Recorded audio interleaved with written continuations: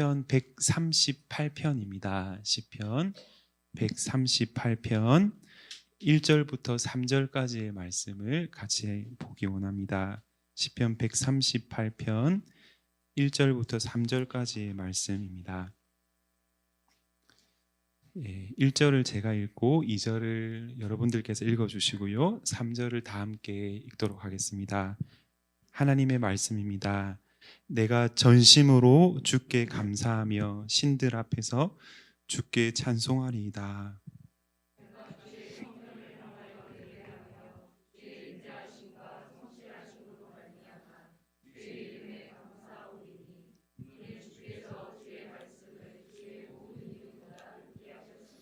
다 함께 읽겠습니다.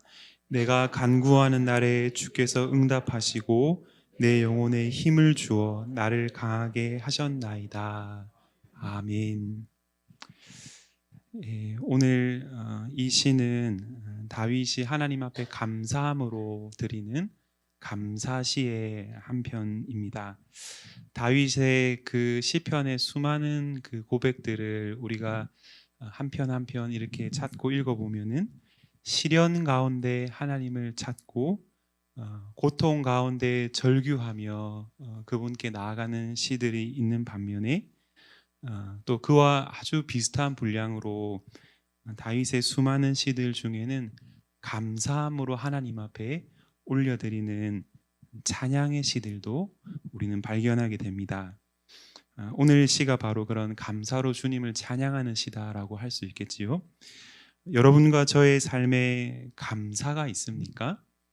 오늘 다윗의 시를 여는 것처럼 이 시는 일종의 하나님 앞에 드렸던 기도의 고백이라고 할 수 있는데, 하나님 앞에 기도하러 나왔는데 기도의 시작이 내가 전심으로 내가 드릴 수 있는 나의 전 인격을 다하여서 그분 앞에 온 마음을 다 쏟아내어 드리면서 감사하는 그런 삶의 모습들이 저와 여러분들에게 과연 얼마나 있느냐, 이렇게 오늘 시가 우리에게 질문하는 듯합니다. 오늘 하루를 사는 가운데 내 온 마음이 주님 앞에서 그분을 향한 감사의 고백을 드린 그런 순간들이 있으셨습니까? 지난 한 주를 살며 또 지난 한 달을 사는 동안에, 올 한 해의 삶을 살아가는 동안에 여러분과 저의 삶 가운데 감사로 하나님 앞에 찬송을 드리는 그런 모습들이 있으셨습니까? 이렇게 감사의 제목에 대해서 질문을 드리면은 보통은 이런 제목들을 떠올리는 것 같아요. 하나님이 내 소원을 아시고 내가 오랫동안 바라고 구한 무언가에 대해서 응답으로 그것을 이루어 주신 것, 그런 것들을 떠올리면서 그런 것들을 갖고 하나님 앞에 감사하는 그런 나눔들을 여러분과 제가 먼저 떠올리는 것이 보통의 모습인 것 같아요. 저는 참 감사한 제목들을 성도님들로부터 가끔 문자로 받을 때가 있어요. 그러면 저도 너무 기쁘고 감사해요. 오랫동안 자녀가 시험을 준비하면서 그 어려운 시험을 늘 도시락 싸들고 가서 이제 공부했는데 시험에 이렇게 합격했다는 소식을 들을 때에 참 감사한 때가 있는 것 같아요. 저도 참 감사해요. 같이 기도했고 또 얼마나 수고하고 애써왔는지를 잘 알기 때문에 감사한 순간이 있는 것이죠.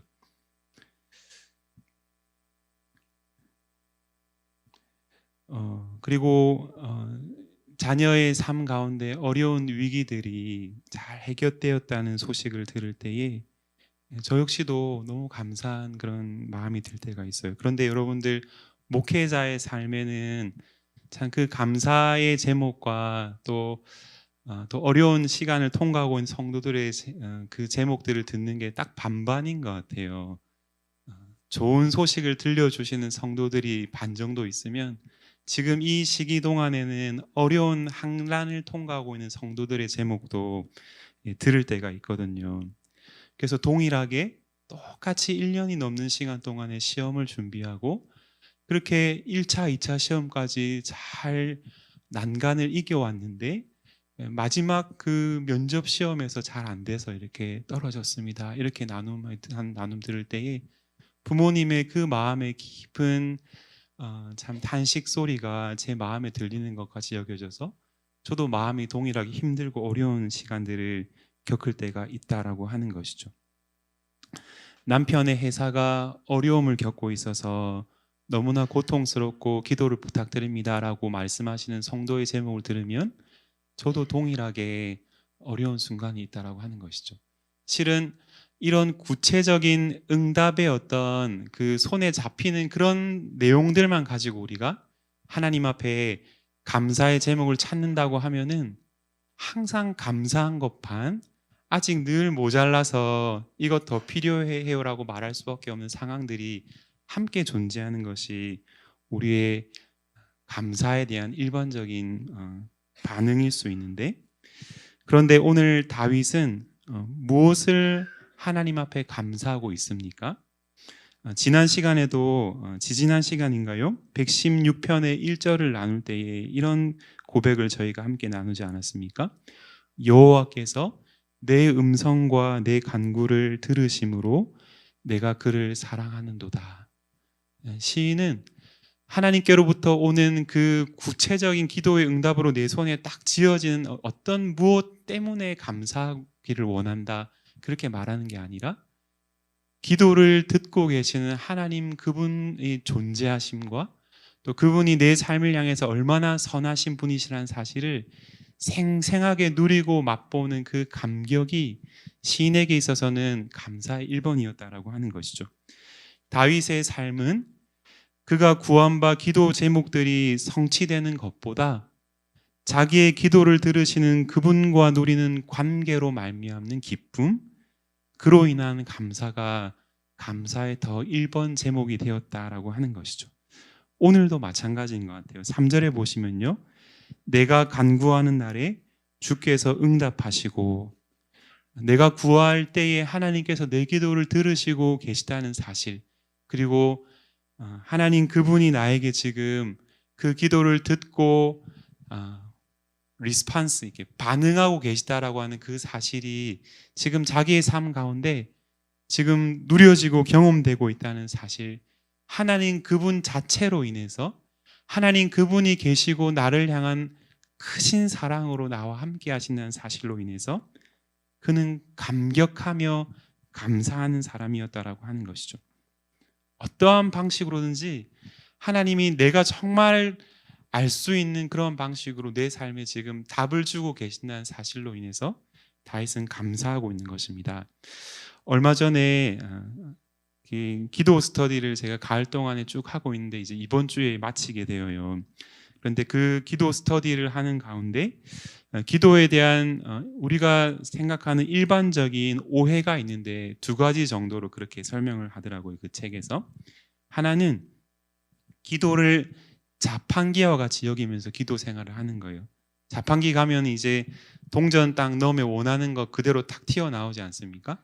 우리가 하나님 앞에 드리는 기도를 그렇게 자판기와 같이 여기면서 무조건 집어넣으면 툭 하고 튀어나오는 것처럼 기도를 여기기 때문에 주시는 그 하나님 그분에 대한 관심은 하나도 없고 그분이 주시는 선물에만 더욱 관심을 기울이는 그런 기도가 자판기 기도인데, 이것은 기도를 오해하는 중요한 한 특징이다라고 하는 것이죠. 기도는 간구의 측면이 분명히 있지만 그러나 기도는 주시는 그분과의 관계가 1번이다라고 하는 것이죠. 근데 그런 관계에 대한 관심이 없고 주시는 그분의 그 무언가에만 관심을 가지면은 약간 그 삐지는 신앙생활을 하는 것 같아요. 하나님 왜 안 주시지? 이렇게 하나님 나 삐졌어요. 뭐 이렇게 하면서 하나님이랑 조금 멀리 좀 이렇게 소원해지는 그런 어린 아이와 같은 신앙의 태도가 그런 기도 속에 있는 것이죠. 그와 반대로 또 한 가지 기도의 오해가 있는데 그게 뭐냐면 기도를 원대한 자기의 삶의 원대한 사명과 같이 여기면서 기도하는 것입니다. 그래서 일상의 소소한 삶의 필요에 대해서 아버지이신 선하신 그분을 향해서 구하는 것은 내 삶에는 일절 없는 거예요. 이렇게 하나님 그분은 크시고 위대한 분이시니까 내 삶에 아주 원대한 사명에 해당하는 그런 일들에 대해서 하나님 앞에 구할 줄 알고 삶의 소소하고 실제적인 필요들에 대해서는 그런 거는 구하면 마치 제약시 되는 것처럼 그렇게 하나님을 오해하는 태도들이 우리의 기도에도 반영될 수 있다라고 하는 것이죠. 실은 제가 이런 그 식으로 기도를 예전에 생각했던 적이 많았던 것 같아요. 그래서 저는 사람들이 하나님 앞에 정말 소소한 것 하나하나를 이렇게 구하면서 그분을 찾고 누리는 그런 기도 생활하는 사람들 볼 때마다 아니 그런 것들은 좀 자기 힘으로 좀 잘 하면 되는 거고 좀 더 큼지막하고 좀 거대하고 좀 하나님 앞에 원대한 그런 꿈을 꾸고서 이제 그런 것들을 구해야지 어떤 그렇게 작은 것들을 구할까 이제 그런 생각을 많이 했는데 둘 다 하나님을 오해하는 그릇된 기도의 태도를 지니고 있는 것입니다. 하나님은 선하신 아버지시죠. 우리의 가장 작은 필요 하나하나에 이르기까지 그분은 세밀하게 듣고 계시고 귀 기울여 우리가 작은 신음으로 그분을 찾고 요청드릴 때에 그분은 주시기를 기뻐하시는 분이시죠. 동시에 그분은 우리가 그분과의 관계 안에서 가장 큰 만족과 기쁨을 누리며 맛보는 것이 우리의 삶의 가장 완전한 행복이라는 사실을 아시기 때문에 때로는 우리가 하나님보다도 더 세상에 있는 어떤 것들을 더 사랑하고 그것에서 더 큰 만족을 누릴 위험에 빠지게 될 때에는 그래서 그것이 우상이 되어서 하나님보다도 더 그 세상에 있는 것들을 사랑하고 추구하며 살아감으로 우리의 삶이 망가뜨려지는 것을 하나님께서는 원치 않으시기 때문에 그래서 기도의 응답에는 노도 있는 거예요. 예스도 있고 웨이팅도 있고 기도의 응답은 거절하시는 방식으로도 하나님은 혹은 더디 주는 방식으로도 하나님은 우리에게 응답하시는 분이시다라고 하는 것이죠. 오늘 시인은 하나님이 자신의 기도에 응답하여 주신 무언가 내 손에 걸머지어진 결과와 열매들을 인하여 감사하는 것이 아니라 주께서 응답하시고 3절에 보니까 내 영혼에 힘을 주어 나를 강하게 하셨나이다. 이렇게 감사의 제목, 감사의 이유를 우리에게 말씀하고 있는 것입니다. 주님이 당장의 내 삶에 내가 원하고 내가 정말 간절히 필요한 그것을 주시지 않으셨다 할지라도 그분은 내 영혼 안에서 지금도 변함없이 일하고 계시고 그래서 이 어렵고 힘든 상황들을 이겨낼 수 있도록 주님이 내게 힘을 주시고 나를 강하게 붙들고 계시다는 사실을 생생하게 알기 때문에 드리는 감사가 있을 수 있다는 것이죠. 하나님께서 내 삶의 모든 상황 가운데에서 우리 자신의 영혼을 돌보고 계신다는 사실을 여러분들은 느낀 적이 있습니까? 믿음을 사용하여서 이 상황 자체로 놓고 봐서는 아무 해결되어지는 것이 없고 문제는 더욱더 깊어져만 가는 것 같고 그러한 상황인데 그럼에도 불구하고 끝까지 믿음으로 하나님을 의지하는 마음이 포기되어지지 않는 거예요. 하나님 나를 사랑하시고 하나님 날 지금 붙들고 계시고 하나님 내 인생을 책임지시는 나의 완전한 목자 되신다는 사실이 그 믿음에서 전혀 후퇴되지 않는 채 그 어려운 문제를 계속해서 마주하면서 믿음으로 서 있는 그 상황이 있다라고 하는 것이죠. 평안이 있다라고 하는 것이죠. 전혀 구하는 바가 당장에 내 손에 주어지지 않았음에도 불구하고 마음의 요동함이 없이 하나님 그분 안에서 누리는 평강이 빼앗김이 없이 그렇게 믿음 위에 서 있는 삶의 시간들이 우리에게 있는데 바로 내 영혼에 힘을 주어서 나를 강하게 하셨나이다라고 다윗이 고백하는 그런 시간들이 우리에게 있다라고 하는 것이죠. 당장에 필요한 것이 없는데 그러나 그분이 계시기 때문에 그분 안에서 나는 모든 것을 가진 자와 같이 만족을 누립니다. 이런 고백을 다윗은 지금 우리에게 말씀하여 주고 있고 사실 저와 여러분의 삶에서 진정으로 필요한 감사의 고백의 핵심은 바로 이런 고백이다라고 하는 것이죠. 영혼을 향해서 일하시고 변함없이 나를 돌보아 주시는 그분이 오늘 내 삶 가운데 나와 함께 계십니다라고 하는 그 고백. 다윗은 오늘 누구 앞에서 주님께 감사하며 누구 앞에서 주님께 이 찬송을 올리고 있습니까? 1절에 보니까 내가 전심으로 주께 감사하며 신들 앞에서 주께 찬송하리이다 이렇게 되어 있어요.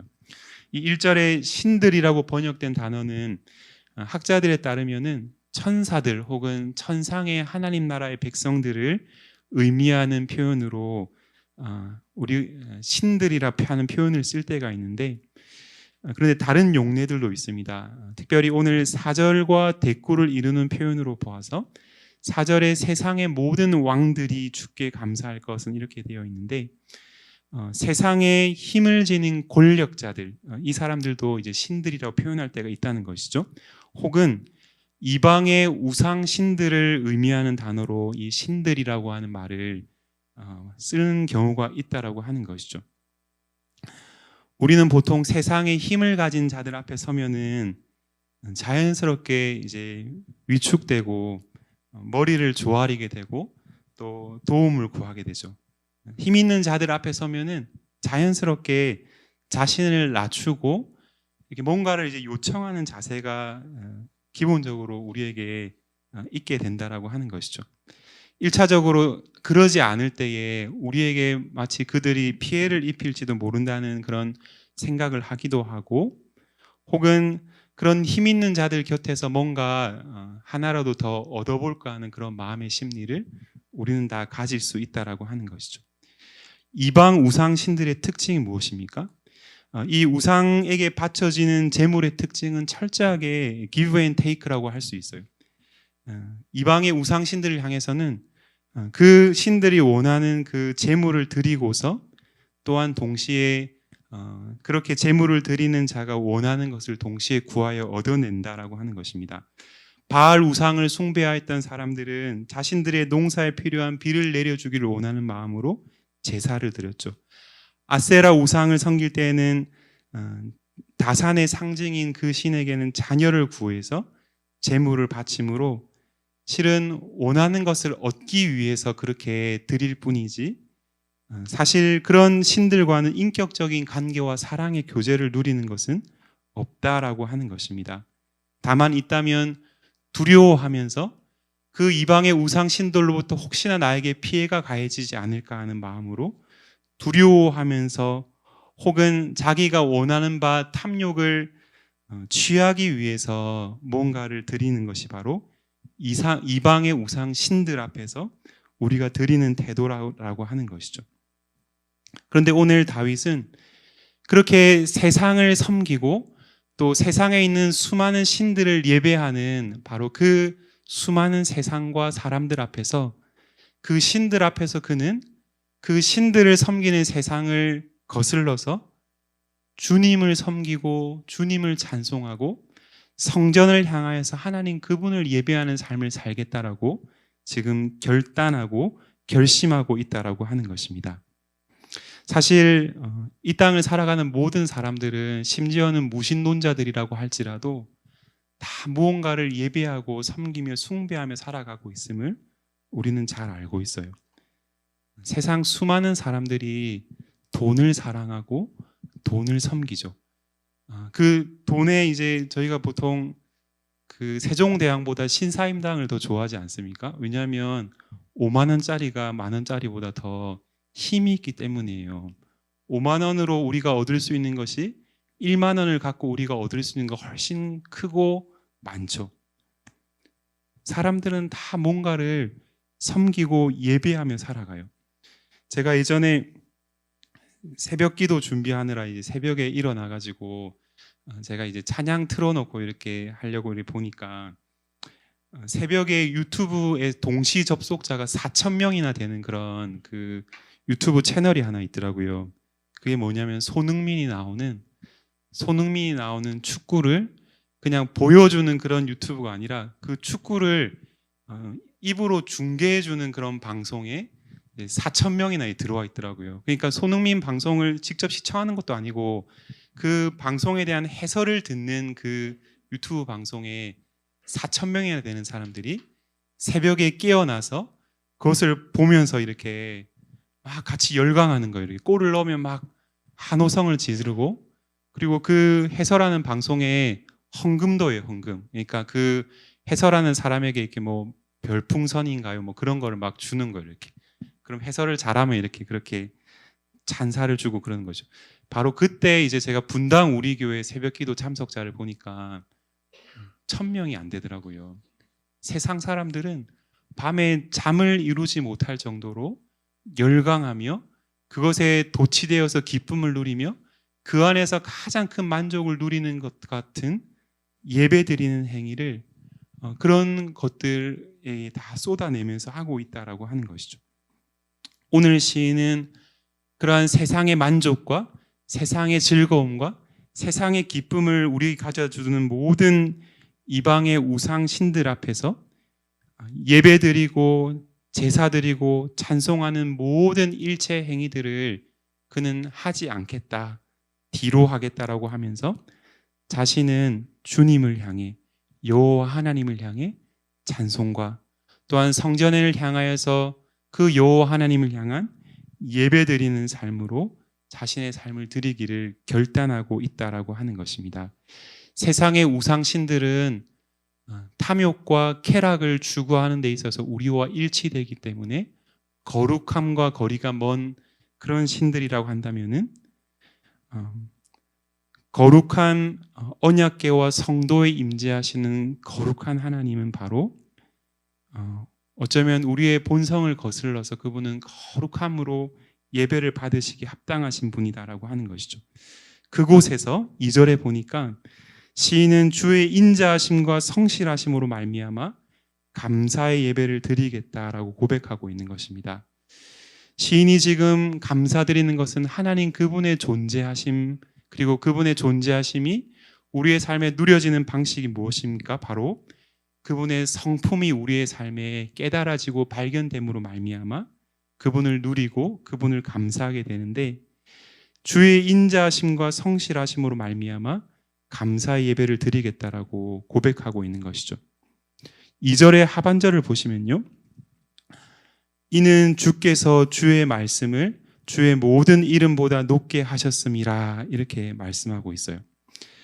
주님의 인자하심과 주님의 성실하심을 우리의 삶 가운데에서 깊이 풍성히 누릴 수 있는 방법이 있는데, 그게 무엇이냐면 바로 주님께서 우리의 삶 가운데 찾아오셔서 말씀하시는 거예요.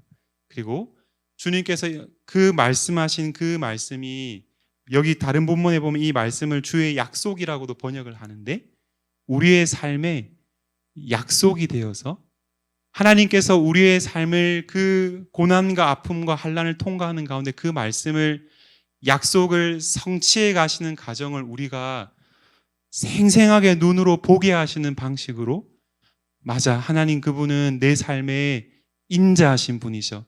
당신의 택하신 언약 백성을 향해서는 변함이 없는 사랑으로 끝까지 우리의 인생을 돌보시는 분이셔. 그분은 성실하신 분이시지.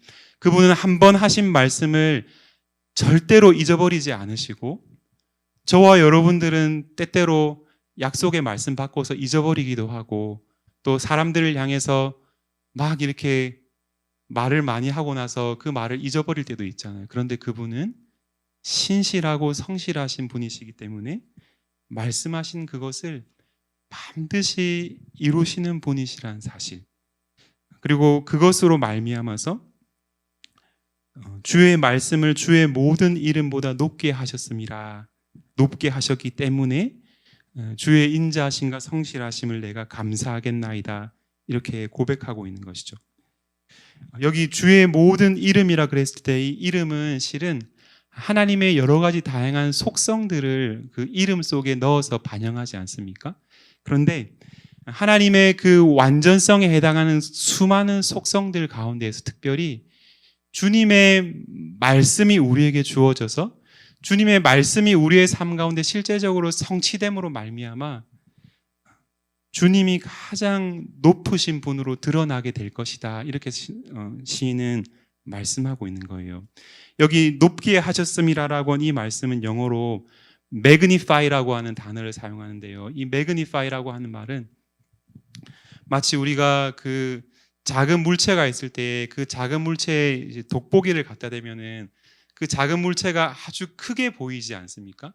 예, 그러한 것처럼 하나님 그분이 우리의 삶 가운데에서 평상시에는 아주 크고 위대하신 분으로 잘 깨달아지고 누려지지 않는데 주님의 말씀이 우리의 삶 가운데 주어지고 그 말씀을 우리가 믿음으로 붙잡고 흔들리지 않고 그 말씀 앞에 하나님 앞에 굳건히 믿음을 붙잡고 나아가게 될 때 하나님 그분이 참으로 그 말씀을 성취하심으로 말미암아서 작게만 여기셨던 그 하나님의 그 약속의 말씀이 너무나도 크고 참되고 완전한 것으로 우리의 삶에 발견되어지는 것, 이것이 바로 주의 말씀을 주의 모든 이름보다 높게 하셨습니다. 돋보기를 비추어서 그것을 확대하여서 우리의 삶의 실제에 가장 능하신 것으로 발견하게 하는 것과 같이 주님의 말씀이 높게 되었다라고 그렇게 시인이 고백하고 있는 것이죠. 그 말씀을 믿음으로 붙들고 주를 의지하고 바라며 주님을 찾고 구하는 성도들의 삶 가운데 하나님께서 말씀하시는 것을 성취하심으로 그분은 인자하시고 성실하신 분이심을 보이신다라고 하는 것입니다.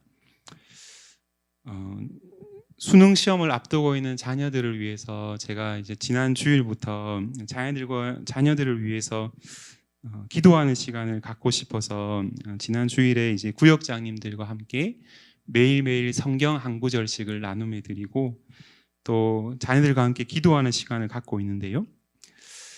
제 마음속에 내심 이렇게 바라는 것이 하나 생기더라고요. 이 매일매일 나누는 한 구절 한 구절 말씀을 가지고 자녀들을 축복하고 싶은 마음이 많이 생기더라고요. 이 말씀을 우리 자녀들의 삶 속에 하나님께서 약속으로 부어주셔서 우리 자녀들이 다른 것 의지하지 말고 이 말씀을 약속으로 붙잡고 하나님께서 어떻게 내 삶 가운데서 이 약속을 이루시고 성취해 가시는 분이신지를 발견할 수 있도록, 그래서 그 말씀을 내 삶 속에 주신 그분이 이 말씀을 따라서 내 삶 가운데 응답하심으로 역사하신 분이라는 사실을 봄으로써 마치 돋보기를 갖다 대어서 아주 희미하고 작아 보이던 그것이 아주 크게 내게 실제가 되어서 발견되는 것과 같이, 혹은 아주 멀리 있어서 아주 작아 보이는 저 달이나 혹은 천체들을 망원경으로 보게 되었을 때에 아주 가까이에 있는 것처럼 보이는 것과 같이, 실은 아주 위대하고 거대한 실체이신 그 하나님이 세상에 거짓되고 우리의 지각을 흐릿하게 하는 우상들로 말미암아서 잘 보이지 않으시는 것 같지만은, 그러나 말씀하시는 그분을 끝까지 붙들고 믿음으로 한 걸음 한 걸음 나아가게 되었을 때에 그분이 크게 보이는 놀라운 하나님의 역사를 경험하게 되는 것, 이것을 저는 자녀들과 함께 기도하는 자리에서 발견하게 되기를 소망하는 마음을 주시더라고요. 모세를 떠나보내고 나서 이제 수백만의 이스라엘 백성들을 이끌고서 하나님께서 약속하신 땅으로 인도하도록 부름받고 있는 여호수아가 얼마나 두려워했을지를 생각하게 됩니다. 전임자가 너무 탁월하면 여러분들 그 자리에 가면 얼마나 비참한가요? 제가 옛날에 소위로 이렇게 군대에 들어갔는데 제 전임자는 미국에서 이제 유학 갔다 온 영어를 아주 잘하는 그런 분이 이제 저보다 나이는 어린데 이제 군대를 빨리 와가지고, 근데 그분의 할아버지가 공군의 장군이었어요. 그러니까 아주 이렇게 좀 되게 좋은 보직에 그리고 일도 잘하고 막 그런 사람이 그 자리가 너무 힘들어가지고 이제 어떻게 해서 이제 적절한 시기에 자리를 옮기고 제가 그 자리에 갔는데 전임자가 일을 너무 잘하고 많이 해놓은 거예요. 이게 제가 되게 많이 위축이 되더라고요. 여호수아도 아마 아주 위축되었을 거예요. 그런데 그 여호수아를 향해서 하나님께서 말씀하시기를 내가 모세와 함께 있었던 것 같이 너와 함께 있을 것임이니라. 내가 너를 떠나지 아니하며 버리지 아니하리니 강하고 담대하라. 두려워하지 말며 놀라지 말라. 네가 어디로 가든지 내 하나님 여호와가 너와 함께 하느니라. 여호수아 1장에 하나님께서 여호수아에서 이 말씀을 약속으로 주세요. 그리고 여호수아가 끝나는 그 장까지 가나안 땅으로 들어가는 모든 가정 가운데 하나님은 그 말씀의 약속을 이루어 주셨죠. 하나님께서 연소한 목회자인 디모데가 어려운 가운데 목회하고 있을 때에 사도 바울을 통해서 약속의 말씀을 주십니다. 디모데후서 1장 7절을 보면은 하나님이 우리에게 주신 것은 두려워하는 마음이 아니요 오직 능력과 사랑과 절제하는 마음이니. 디모데에게 얼마나 큰 위로가 되었을까요? 하나님의 약속의 말씀이 선배 목회자의 입술을 통해서 그의 심령 가운데 부어졌을 때에 그는 다른 것 의지하지 않고 약속의 말씀을 주시는 그 하나님을 의지함으로 믿음으로 걸어갈 힘을 얻었을 것입니다. 영혼의 힘을 얻었을 것이라는 것이죠. 염려 가운데 살고 있는 빌립보 교회 성도들을 향하여서 상황적으로는 더 큰 염려 속에 있어야 할 노사도 바울이 큰 기쁨으로 건명하는 길을 이렇게 말씀합니다. 아무것도 염려하지 말고 다만 모든 일에 기도와 간구로 너희 구할 것을 감사함으로 하나님께 아뢰라. 저와 여러분들의 삶 속에도 하나님이 주시는 약속의 말씀이 있기를 원합니다. 세상이 너무나 커 보여서 참되고 완전한 실체가 되시는 그분이 너무나 작게 보이는 그때에 하나님께서 주신 말씀을 붙잡고 믿음으로 한 걸음 한 걸음 걸어가면서 하나님께서 마치 돋보기를 비추시듯이 망원경으로 멀리 있는 것을 가까이 내 눈앞에 있는 실제가 되게 보게 하는 것처럼 주님의 말씀을 높게 하심으로 말미암아 하나님 그분이 내 영혼에 힘을 주시고 또 나를 강하게 하시는 하나님을 인한 감사를 저와 여러분들에게 회복시켜 주시기를 주님의 이름으로 간절히 소원합니다.